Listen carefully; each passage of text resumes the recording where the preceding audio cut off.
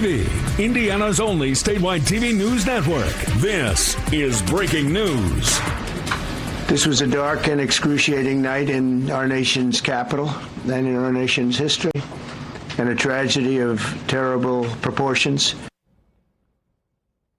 There are no survivors after an Army Black Hawk helicopter and a passenger jet collided midair over Reagan National Airport last night. The plane flying from Wichita, Kansas, was carrying 64 people, and the helicopter was carrying 3 soldiers. Latest information, new reports show there was only one air traffic controller working 2 different positions when that crash happened. Brian Abel reports.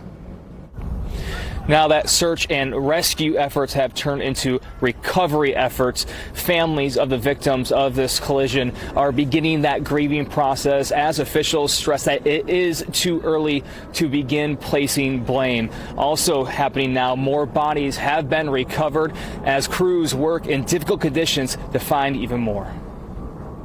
American Airlines says Flight 5342 from Wichita, operated by PSA, was on approach to land at Reagan National Airport when it and an Army Black Hawk helicopter from the 12th Aviation Battalion, similar to this one, collided in flight. It was a fairly experienced crew, and that was doing a required annual night evaluation. They did have night vision goggles. There was not a breakdown in communication between the military helicopter and American airline flight. There was communication between the aircraft and the tower. Among the PSA jet's passengers, several athletes, coaches, and family members returning from a development camp with U.S. figure skating. In a statement, the governing body said it is devastated by this unspeakable tragedy. At the White House, President Donald Trump addressing the tragedy. As one nation, we grieve for every precious soul that has been taken. But he also pointed fingers. I put safety first. Obama, Biden, and the Democrats put policy first.